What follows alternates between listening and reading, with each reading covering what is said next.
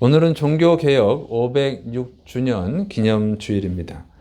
종교개혁의 시작은 독일의 신학자 마틴 루터가 한 것으로 알려졌습니다.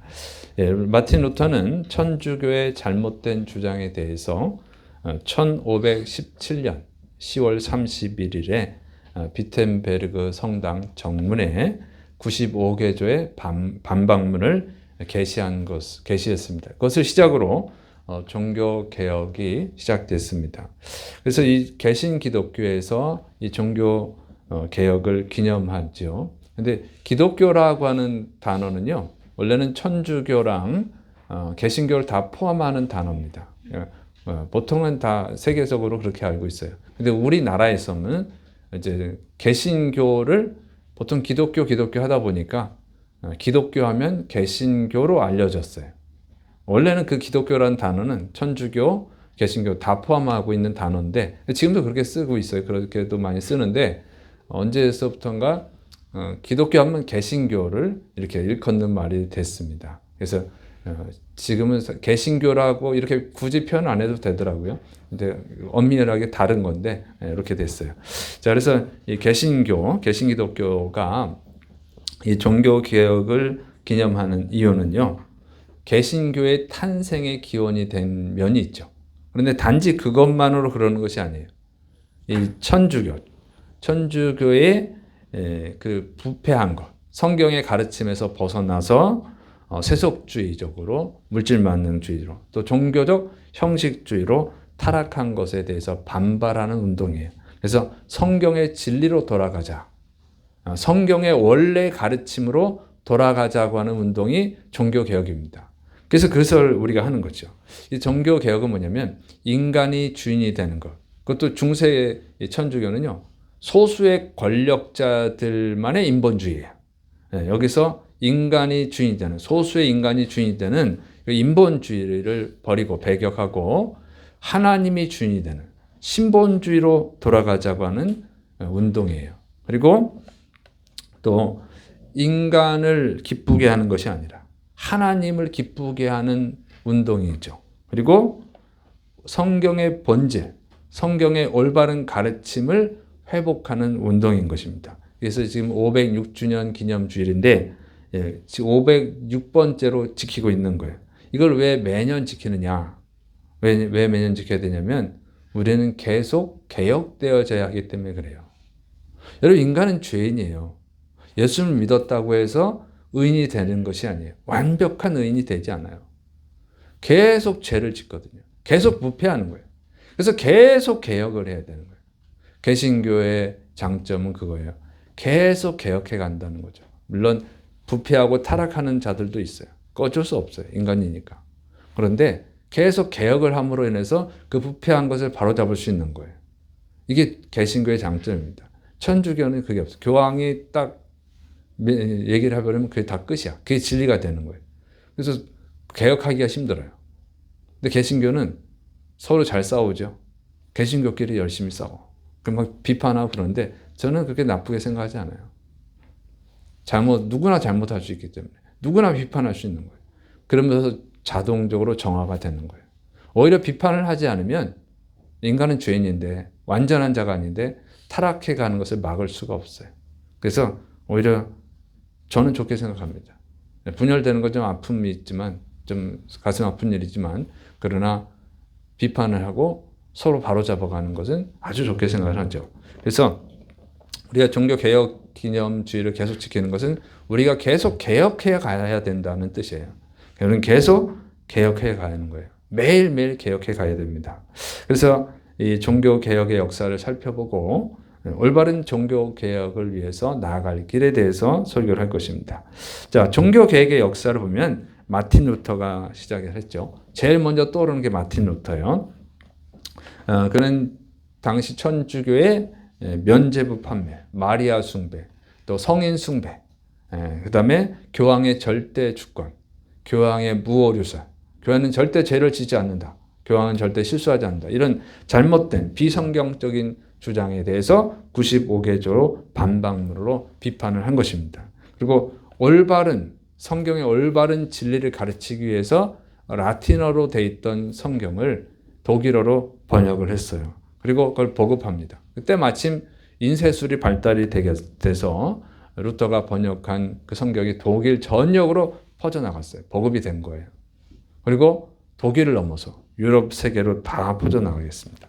그래서 양심을 가진 신앙인들이 종교개혁에 가담함으로 인해서 이렇게 세계 역사를 바꾸는 놀라운 종교개혁이 이루어지게 됐습니다. 그래서 이 종교개혁은요, 신앙개혁뿐만 아니라 중세 유럽 세계를 지배하고 있던 교황의 절대 권력을 약화시켰어요. 다 천주교만 믿었는데 개신교를 믿는 나라들이 생겨나고 그러니까 분열이 됐어요.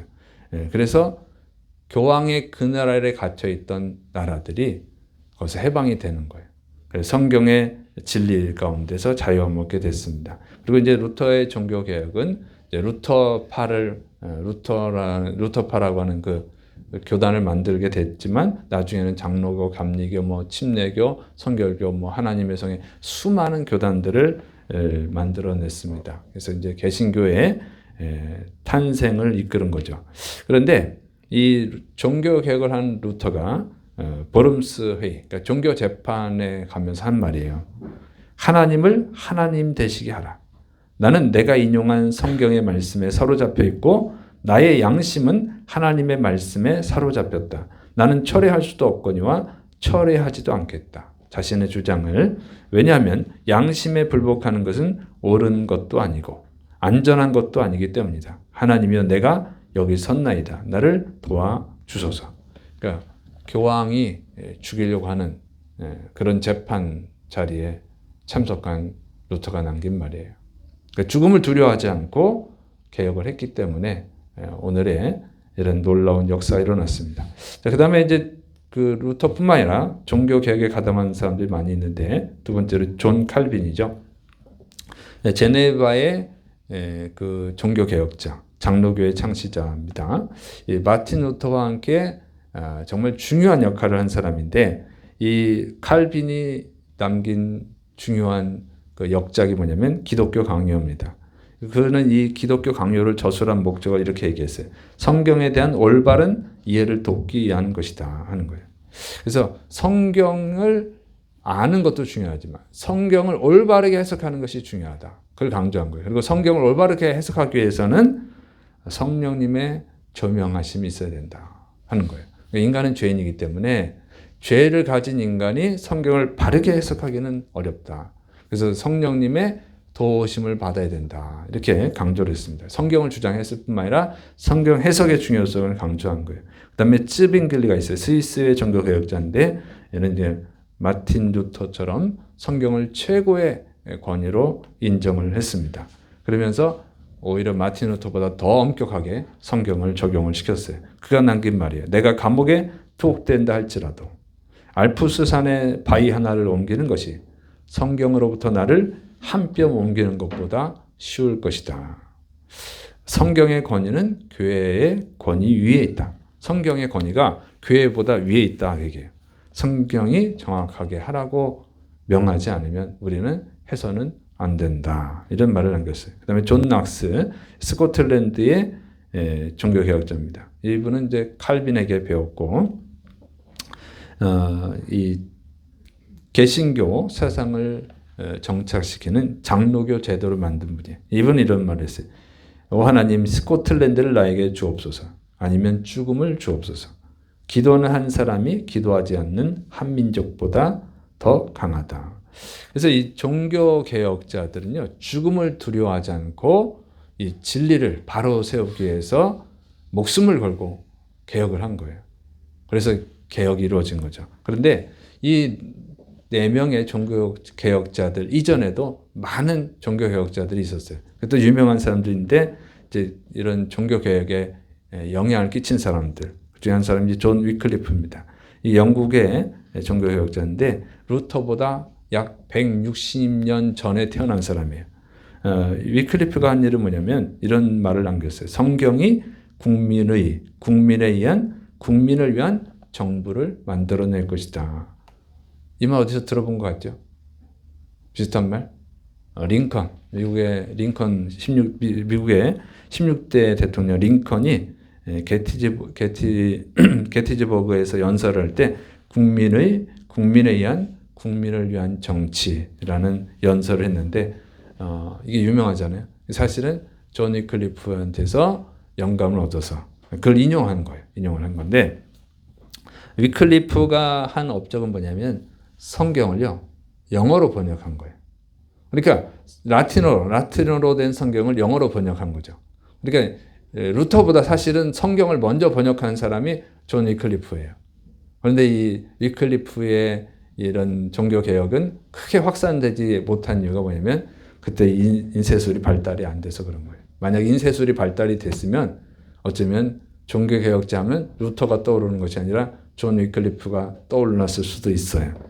어쨌든 이 사람이 기초를 다 닦은 것이죠. 이런 말을 남겼습니다. 나는 결국 진리가 승리할 것이라고 믿는다. 이런 말을 남겼습니다. 그 다음에 얀 후스가 있어요. 이 사람은 체코의 종교개혁자인데 루터보다 110년 전에, 그러니까 존 위클리프보다 뒤에 태어난 사람이에요.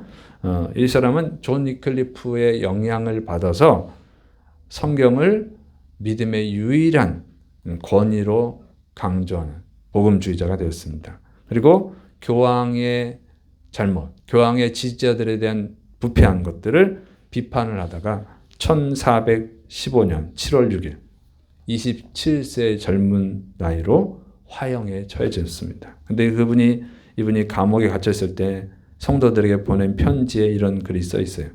그리스도인들이여 진리를 찾으라. 진리의 길을 기울여라. 진리를 배우라.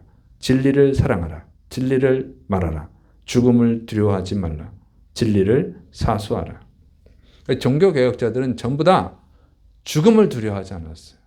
생명을 잃는 것을 두려워하지 않고 종교개혁을 한 거예요. 그래서 종교가 개혁이 된 거예요. 종교개혁은 이제 종교들이 있으니까 그렇게 말하는데 엄밀하게 말하면 신앙개혁이죠. 신앙을 개혁하는 거예요. 바른 신앙을 개혁하는 거죠. 근데 이 종교개혁자들의 힘이 뭐냐는 거죠. 종교개혁자들의 5대 강령이 있습니다. 오직 성경, 오직 그리스도, 오직 은혜, 오직 믿음, 오직 하나님께 영광. 이게 5대 강령인데 이 종교개혁자들이 종교개혁을 하게 된 그 힘이 뭐냐면 결국 성경이에요. 종교개혁자들 탄생시킨 힘은 성경입니다. 이들이 성경을 볼 때, 성경을 연구할 때, 성경의 진리를 바르게 깨달았을 때, 이게 잘못된 거구나. 지금 천주교가 잘못됐구나. 이 신앙이 잘못됐구나. 그리고 개혁을 시도한 거예요. 그래서 5대 강령 다 중요하죠. 오직 성경, 오직 그리스도, 오직 은혜, 오직 믿음, 오직 하나님께 영광. 그런데 이게 왜 중요하냐면 그걸 중요한 걸 알게 되는 것은 바로 성경이에요. 성경을 바르게 알 때 그리스도를 바르게 알 수 있어요. 믿음을 바르게 알 수 있어요. 은혜를 바르게 알 수 있어요. 하나님께 영광 돌리는 것을 바르게 알 수 있는 거예요. 성경을 바르게 알 때. 그래서 이 종교개혁자들을 탄생시킨 힘은 성경입니다. 근데 이 중세 종교개혁자들뿐만 아니라 구약 성경에도 종교개혁자들이 있어요. 누가 있냐면 여호사밧, 히스기야, 요시야. 다 종교개혁자들이죠. 신앙개혁자들이에요. 그런데 가장 위대한 사람은 누구냐면 요시야입니다. 요시야가 가장 완벽한 건 없지만 그래도 가장 잘 신앙개혁을 했어요. 그런데 이 요시야가 신앙개혁을 하게 된 동기가 뭐냐면 성전을 수리하던 중에 우상숭배로 더럽혀진 그 성전을 청소하고 수리하던 중에 모세오경 율법책을 발견한 거예요. 그 율법책을 읽고 잘못됐구나. 그래서 신앙개혁을 한 거예요. 그래서 성경을 잘 알아야 되는 것입니다. 성경은 살아있는 힘이 있어요. 성경은 왜 힘이 있느냐? 여러분 마태복음 오늘 본문에 13장 31절 32절 또 비유를 들어 이르시되 천국은 마치 사람이 자기 밭에 갖다 심은 겨자씨 하나를 같으니 이는 모든 씨보다 작은 것이로되 자란 후에는 풀보다 커서 나무가 되매 공중의 새들이 와서 그 가지에 깃들이느니라 그랬어. 여러분 겨자씨는요 작은 거예요. 굉장히 작습니다. 얼마나 작냐면 우리나라 들깨 있죠? 들깨 씨 정도 돼요. 그 정도 되는 크기인데 이게 아주 작은 거예요. 근데 이게 자라면 나무처럼 커져요. 보통은 한 2m, 3m까지 크는데 아주 큰 거는 4m, 5m 되는 것도 있더라고요. 저는 그건 사진으로만 봤고 한 2m, 3m 되는 건 제가 실물로 봤는데 4m, 5m 넘어가는 거는 사진으로만 봤어요. 어떻게 이렇게 큽니다. 엄청나게 커지니까 거기 새들이 깃들일 정도가 되는 거예요. 겨자씨 열매도 맺고. 아주 작은 건데 엄청나게 크는 거예요. 이 변화의 힘이 뭐예요? 이 씨가 왜 이렇게 큰 게 자랄 수 있죠? 그 힘이 뭡니까? 뭘까요? 자, 마태복음 13장 33절. 또 비유로 말씀하시되 천국은 마치 여자가 가루 서말 속에 갖다 넣어 전부 부풀게 한 누룩과 같으니라. 여러분 누룩이 뭔지 아세요? 옛날 사람들은 알 거예요. 저는 초등학교 70년대 다녔으니까 그때는 이게 누룩이요. 밀가루 반죽해 놓으면 밤중에 해놓으면 아침에 보면 이렇게 부풀어 있어. 응? 이게 곰팡이에요. 곰팡이. 부풀리는 발효시키는 곰팡이죠. 이건 보이지도 않아. 여러분 처음엔 보이지도 않는 거예요. 그러나 전부 부풀게 한단 말이죠. 이 힘이 뭐예요? 살아있다는 거예요. 씨도 누룩도 살아있어요. 살아있기 때문에 힘이 있는 거예요. 죽은 것은 힘이 없어요. 살아있는 것만 힘이 있는 거예요. 살아있는 것만 어떤 영향력을 끼칠 수 있어요. 살아있는 것만 어떤 변화를 추구할 수 있어요. 변화를 만드는 거예요. 그래서 성경은 하나님의 말씀, 살아있는 말씀이기 때문에 힘이 있습니다. 히브리서 4장 12절 13절 하나님의 말씀은 살아있고 활력이 있어 좌우의 날선 어떤 것보다도 예리하여 혼과 영과 및 관절과 골수를 찔러 쪼개기까지 하며 또 마음의 생각과 뜻을 판단하나니 지은 것이 하나도 그 앞에 나타나지 않음이 없고 우리의 결산을 받으시기에 눈앞에 만물이 벌거벗은 것 같이 드러나느니라. 이 하나님의 말씀은 살아있는 말씀이라는 거죠. 에스겔 12장 28절 그러므로 너는 그들에게 이르기를 주 여호와님의 말씀에 나의 말이 하나도 다시 더디지 아니할지니 내가 한 말이 이루어지리라. 나 주 여호와님의 말이니라 하셨다 하라. 하나님의 말씀은요 살아있는 말씀이에요. 이 박제되어 있는 말씀이 아니란 말이에요.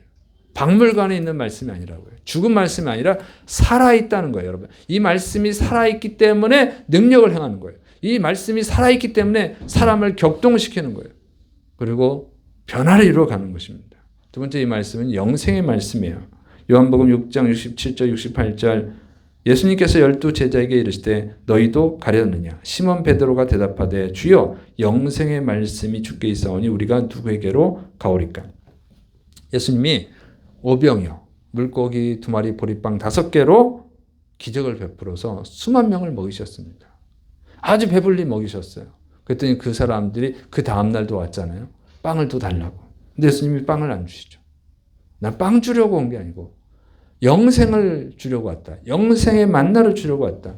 그러니까 그 사람들이 전 빵 안 주면 필요 없어. 가버렸어요. 응?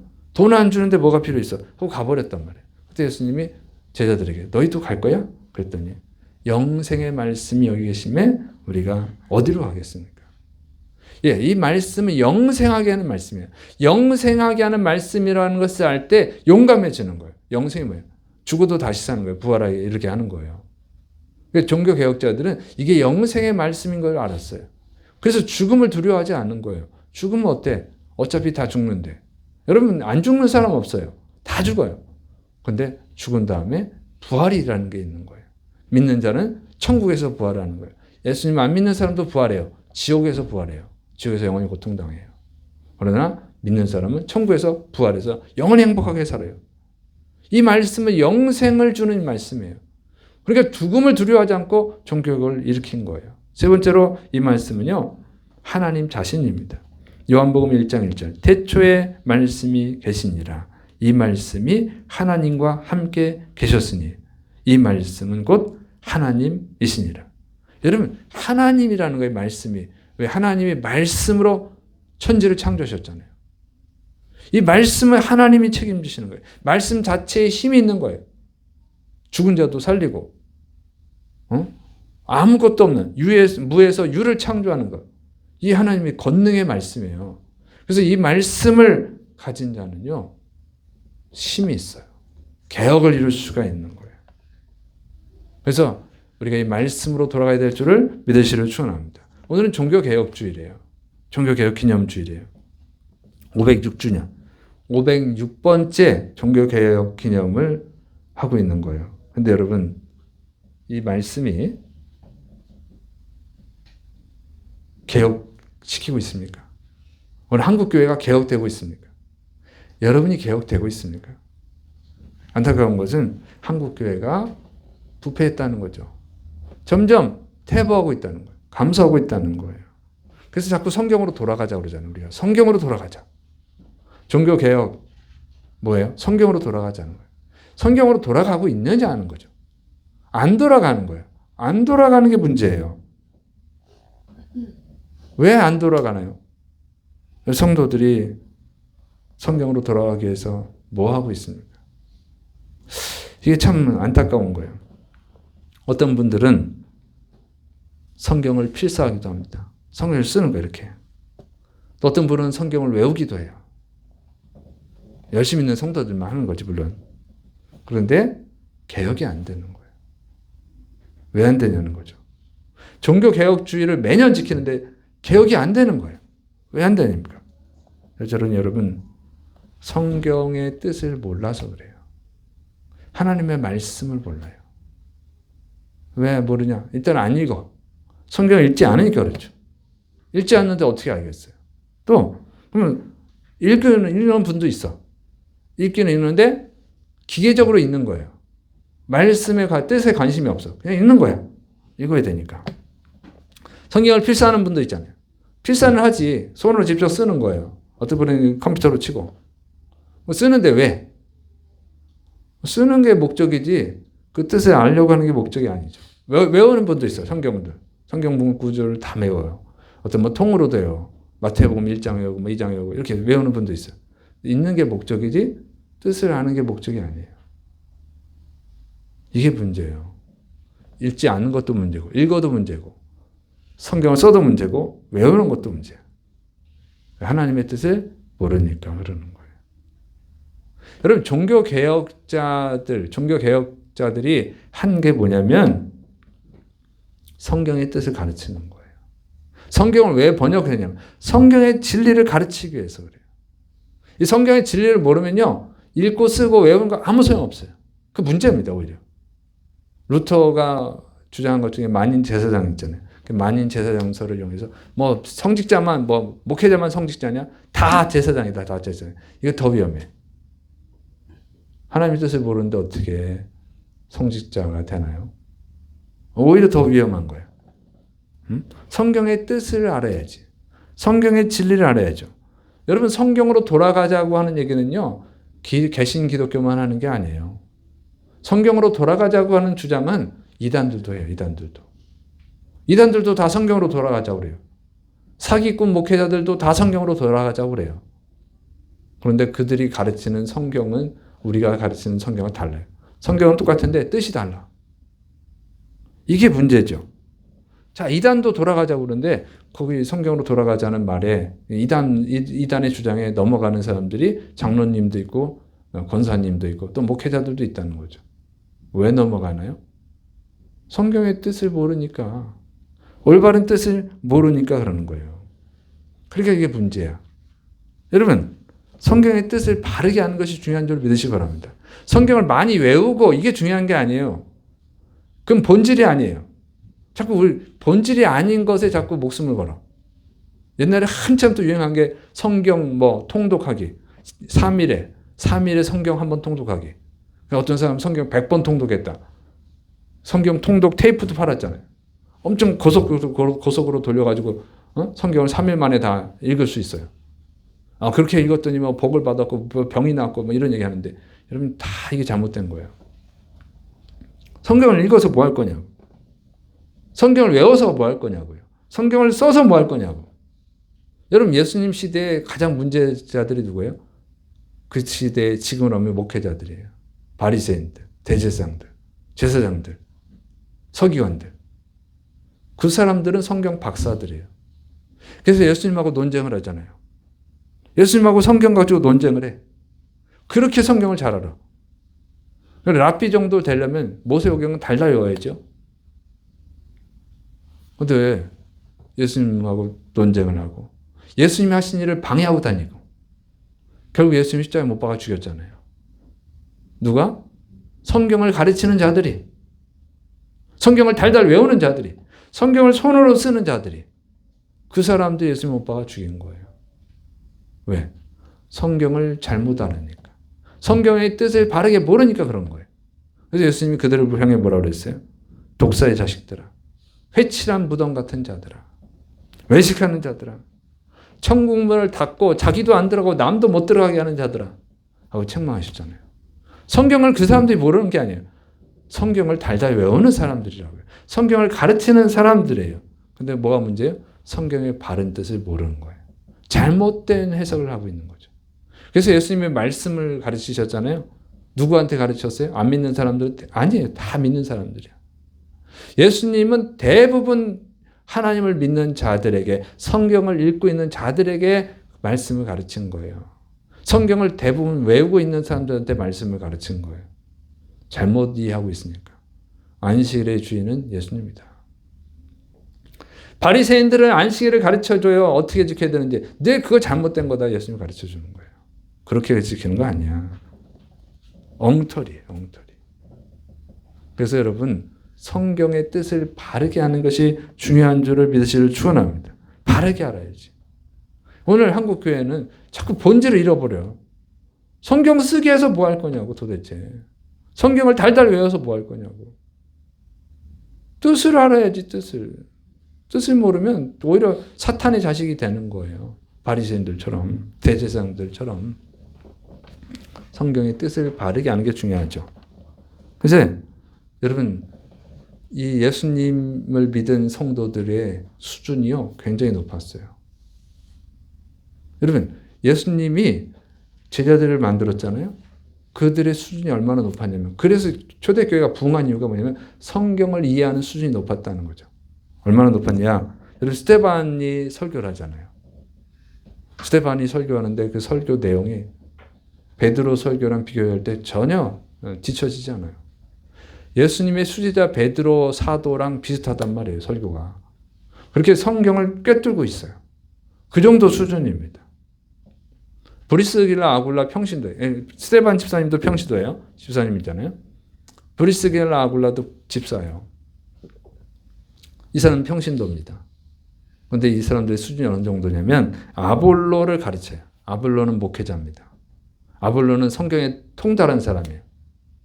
그런데 복음에 있어서는 조금 부족함이 있었어. 브리스길라 아굴라가 복음에 대해서 가르쳐주는 거예요. 다 가르쳐주는 게 아니에요. 나머지는 아볼로가 훨씬 더 뛰어날 거예요. 그런데 복음에 있어서는 브리스길라 아굴라가 가르쳐줘요. 브리스길라 아굴라는 사도 바울에게 배웠잖아요. 복음에 대해서 정확하게 이해하고 있는 거예요. 그렇게 목회자를 가르칠 정도의 수준이었다는 거지. 왜 이 사람들이 이렇게 높은 수준을 가지게 됐냐? 사도행전 17장 11절, 베레아에 있는 사람들은 데살로니가에 있는 사람들보다 더 너그러워서 간절한 마음으로 말씀을 받고 이것이 그러한가 하여 날마다 성경을 상고함으로. 베레아 지역에 있는 성도들은요, 사도 바울이 말씀을 가르쳐 줬을 때 그걸 무조건 맹목적으로 맹신하는 것이 아니라 진짜 그래? 진짜 성경에 그렇게 써 있어? 성경에 진짜 그런 뜻이야? 하고 성경을 연구했다는 거죠. 매일매일. 그러니 수준이 높은 거지. 믿습니까? 수준이 높은 거예요. 여러분 설교 듣고 집에 가서 목사님이 오늘 설교한 거 진짜 맞게 설교한 거 맞아? 하루 이렇게 연구하시나요? 그렇게 해야 되는 거예요. 그렇게. 믿습니까? 내가 사람이지 하나님은 아니잖아요. 물론 내가 성경을 열심히 연구하고 그러지만 틀릴 수도 있는 거예요. 사람이니까. 그게 맞나? 목사님 설교 오늘 잘했어? 은혜 받았어? 그게 중요한 게 아니에요. 은혜는 뭐 감정적으로 받는 거니까. 성령님의 은혜가 아니라 감정으로 은혜를 받을 수 있어요. 특히 뭐 예화 간증하면 다 은혜 받아. 은혜 받는 예화가 있어요. 감동을 주는 예화가 있어요. 그건 다 받는다니까. 저기 스님이 해도 받고, 성공한 강사가 해도 받고, 누가 해도 다 받아요. 그런 거는요, 진리가 아니에요. 이 성경이 진리인가? 그걸 연구해야지. 믿습니까? 제가 여러분 말씀드리는 거예요. 연구하세요. 목사님이 한 게 안 맞는지 맞는지 연구해보고, 안 맞으면 이해가 안 되면 얘기하세요. 그러면 내가 다시 검토하고, 맞았으면 맞고, 틀렸으면 내가 수정하고, 이렇게 하는 거죠. 그래서 서로 배워가는 거지. 자, 오늘 현대 교회가 개혁이 안 되는 건요, 하나님의 뜻을 잘 모르기 때문에 그래요. 그리고 하나님의 뜻을 모르는 이유가 있어요. 여러분, 사용하지 않아서 그래요. 여러분, 영어 잘하시나요? 영어 잘하십니까? 우리나라 사람 영어 잘하나요? 못하잖아요, 영어. 우리가 이제 중학교 때부터 공식적으로 영어를 배우죠. 중학교 3년 배우고, 고등학교 6년 배우죠. 6년 배우는데 영어 잘 못해요. 대학교 가면 몇 년 배워? 4년제 대학 가면 10년을 배우는 거예요. 그런데 초등학교 때부터 배우는 사람도 있죠. 보통은 초등학교에서 배우잖아, 학원에서. 그럼 16년 배우는 거예요. 그런데 유치원 때부터 배우는 애도 있죠. 그러면 18년. 어린이집 다닐 때부터 하면 20년. 여러분, 보통은 16년, 20년 배워요. 요즘은. 영어 잘하나요? 못하죠. 왜 못해요? 안 쓰니까. 안 쓰지가 못하는 거예요, 여러분. 배울 때만 쓰잖아요, 영어를. 안 쓰죠. 여러분, 한국어는 배우기 쉬운가요? 여러분, 한국어 다 잘하시잖아요. 한국어 배우기 쉬워요? 외국인들이 한국어 배우기 어렵대요. 네, 한국어, 우리나라에 와서 사는 외국인은 한국어 잘해요. 맨날 하니까. 생존을 위해서 필요하거든요, 생존을 위해서. 제가 영어 잘 못하는데 제가 영어 잘한 때가 있어요. 필리핀에 선교 갔을 때, 혼자 갔을 때. 혼자 가니까 생존을 위해서 영어를 해야 돼. 생존을 위해서. 회화책을 계속 달달 외우는 거예요. 버스 어디서 타나요? 버스 어디서 내리나요? 그러면 달달 외우는 거야. 버스를 타야 되니까. 그때 잘했어요, 내가. 살기 위해서. 매일 쓰면 잘하는 거예요, 여러분. 매일 쓰면 잘해요. 안 쓰니까 못하는 거죠. 안 쓰니까. 언어는요, 머리가 좋아야 되는 게 아니더라고. 여러분, IQ 낮아도 영어 다 잘해요. 외국 영어 쓰는 나라에 사는 사람은 영어 다 잘하고, 우리나라에 사는 사람은 한국어 다 잘해요. 글은 못 써도 한국어는 할 수 있다. 매일 쓰면 잘하는 거예요. 매일 쓰면. 자, 성경의 뜻을 모르는 이유는요, 성경을 매일 안 봐. 매일 연구하지 않으니까 그렇죠. 베레아 사람들이 잘 믿은 이유가 뭐랬어요? 날마다 성경을 상고함으로. 날마다. 근데 성경은 나침판이에요. 삶의 나침판이야. 근데 안 써. 왜 안 쓰냐? 여러분, 신앙생활을 20년, 30년, 40년, 50년 했는데 하나님의 뜻을 잘 몰라요. 권사님, 장로님인데 잘 몰라. 이단에도 빠지잖아요. 왜 성경을 잘 모르나요? 안 쓰는 거예요. 안 쓰는 거. 성경을 안 써요. 왜 안 써요? 쓸 필요성을 못 느끼니까. 필요성이 있어야 쓰는 거잖아요. 여러분, 영어 배우는데 쓸 데가 없잖아. 만나는 사람들이 다 한국 사람인데 무슨 영어를 하겠어요? 외국 사람을 만나야 영어를 쓰지. 그죠?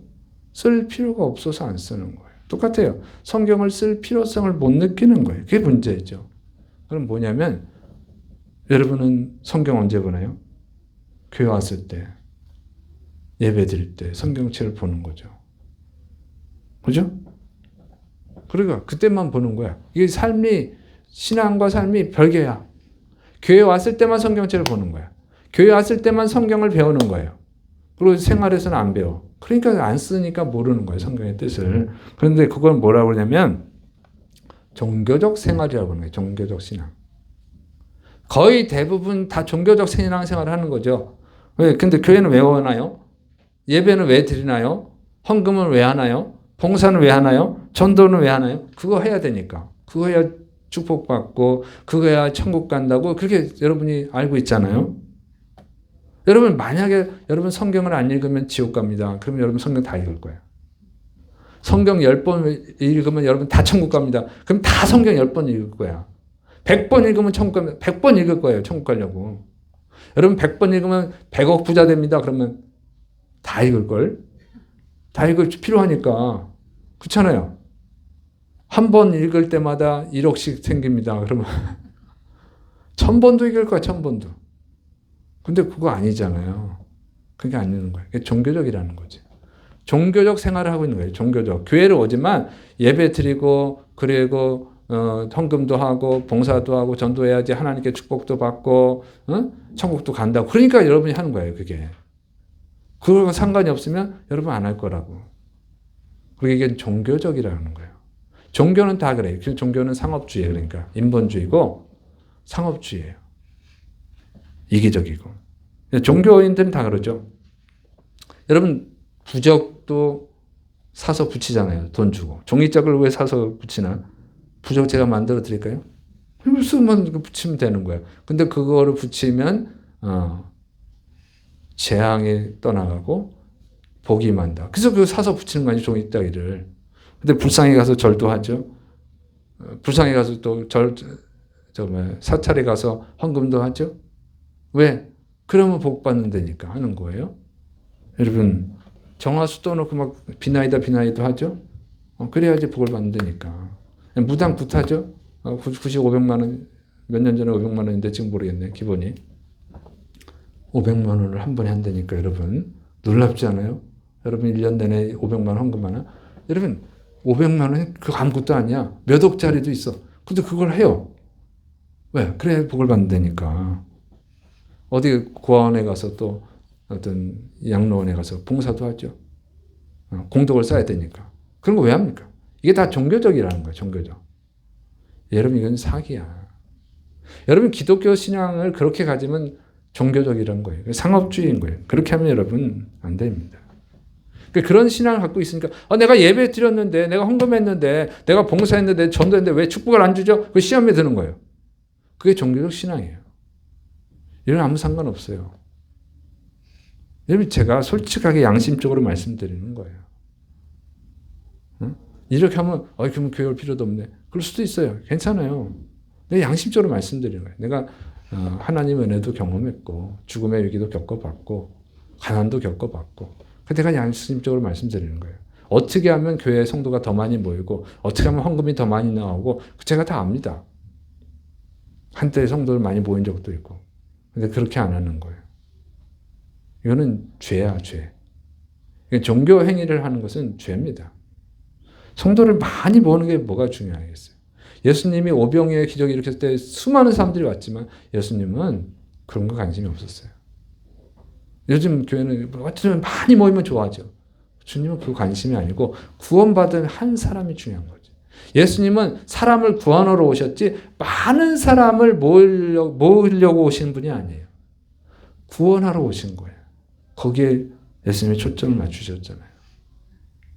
여러분 제가 여러분 정확하게 말씀드렸는데 그런 축복 받으려고 오지 마세요. 그런 종교 행위 해가지고 축복 받는 거 아니에요. 근데 여러분 잘 생각해 보세요. 저랑 오래 신앙생활 하신 분들. 제가 하나님 말씀을 그대로 가르쳐 드리고 여러분 그렇게 순종한 분들 어떻게 해요? 복 달라고 안 해도 다 복 받더라고. 믿습니까?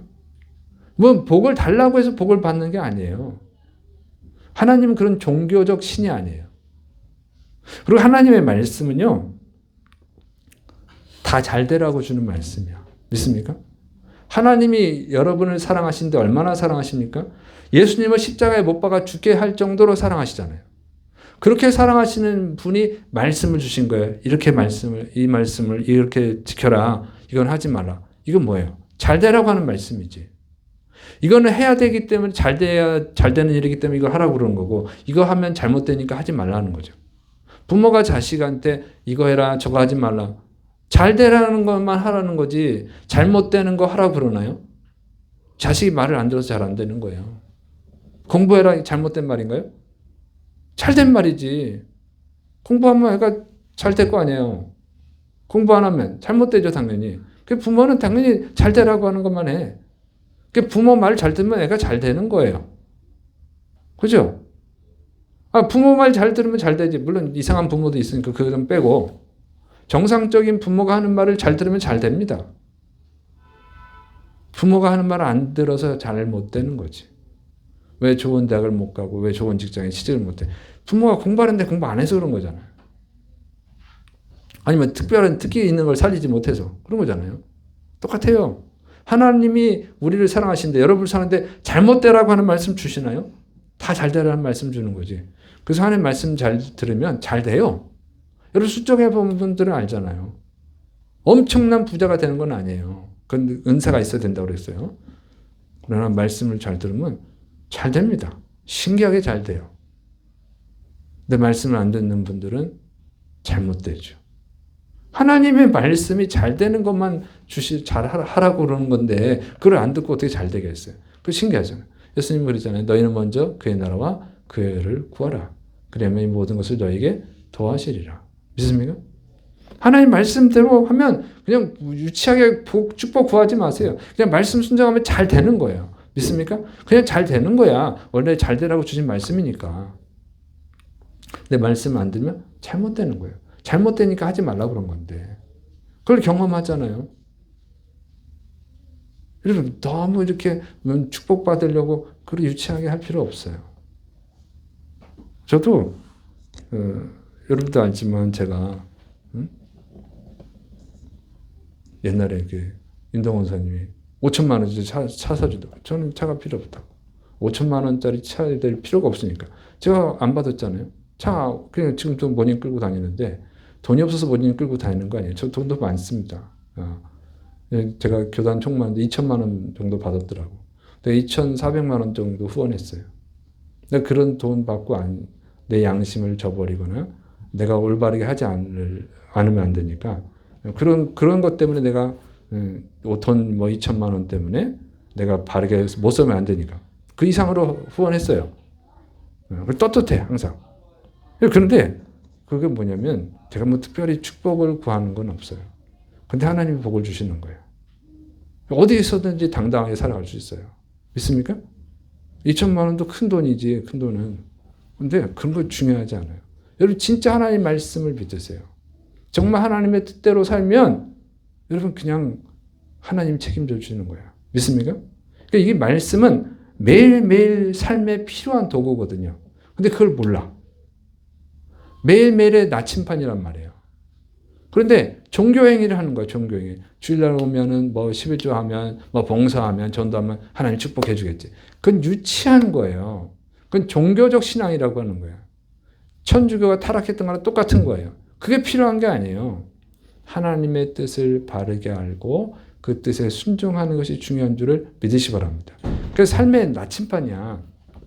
하나님 말씀은 내 길의 빛이라고 그랬잖아요. 응?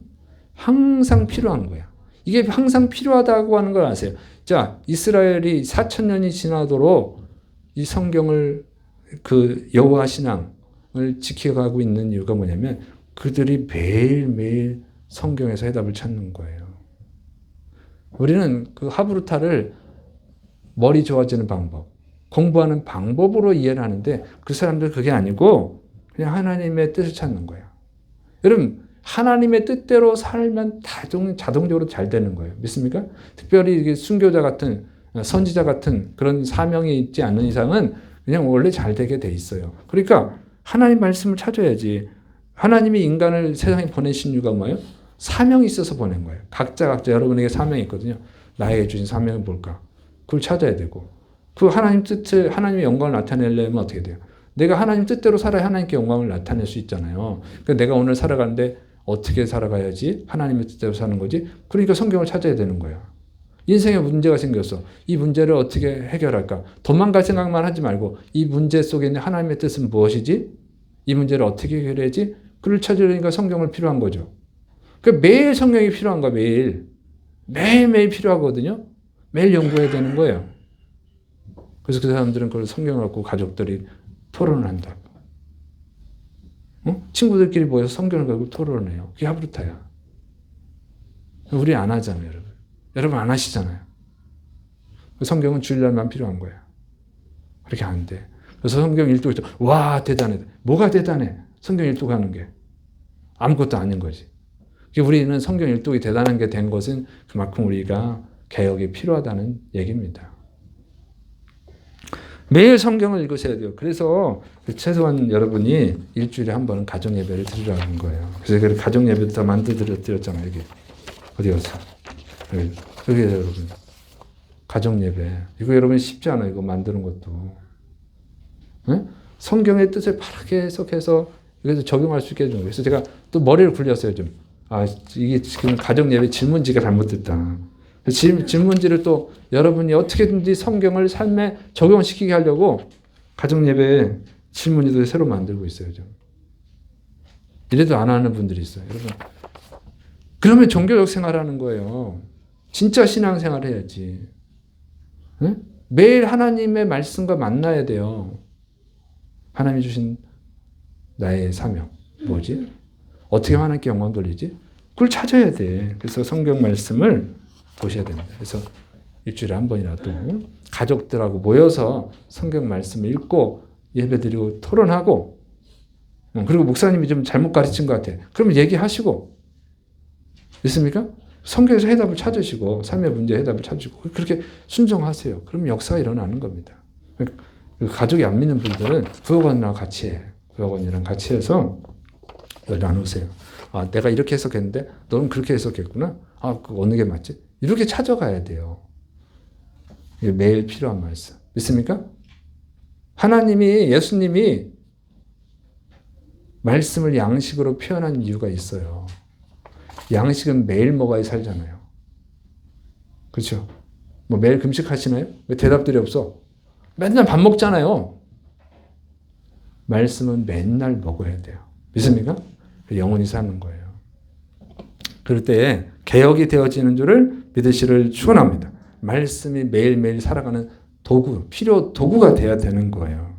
그래서 가정예배도 들으시고 말씀을 매일 가까이시를 축원합니다. 그리고 제가 말씀드리지만 화요일부터 금요일 새벽 예배는 다 강해 설교만 하잖아요. 그거 아니라도 제가 강해 설교를 많이 하지만 어쨌든 화요일부터 금요일 새벽 예배는 꼭 들으라 말씀드리는 거예요. 성경의 뜻을 바르게 알아야 하나님의 뜻을 알고 삶에 적용을 하니까.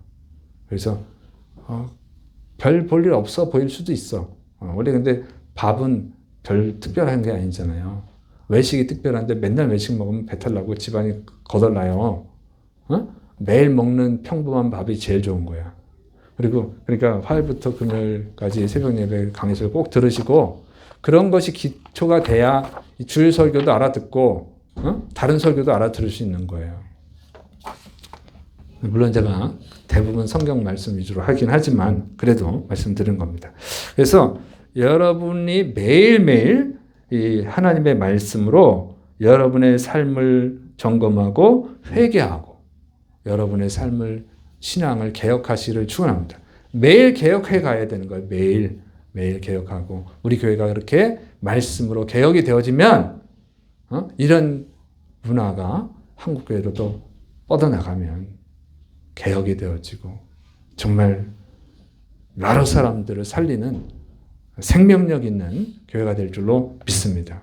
그리고 하나님 앞에 설 때 부끄러움 없이 칭찬받는 자가 될 줄로 믿습니다. 그리고 절대로 종교적으로 생활하지 마세요. 정말 신앙적으로 생활하면 다시 말씀드리지만 특별히 복은 구하지 않아도 그냥 복을 받아요. 그냥 주신단 말이에요. 그래서 여러분이 그 또 복을 받고 또 복을 나눠주는 축복의 사람들이 되시를 축원합니다. 기도하겠습니다. 사랑이 많으신 하나님 아버지, 오늘도 생명의 말씀으로 우리를 가르쳐 주시니 감사드립니다. 종교개혁 기념주일, 나를 먼저 하나님의 말씀으로 개혁하게 하여 주옵소서. 우리 가정이 또 개혁이 되어지고 우리 교회가 또 개혁이 되어지고 우리 한국교회가 개혁이 되어질 수 있도록 은혜를 내려 주셔서 우리 가족 또 우리 한국 또 세계 나라들까지 구원하는 사명을 감당할 수 있도록 복을 내려 주옵소서. 주께서 역사하심 믿고 예수님의 이름으로 감사하며 기도드립니다. 아멘.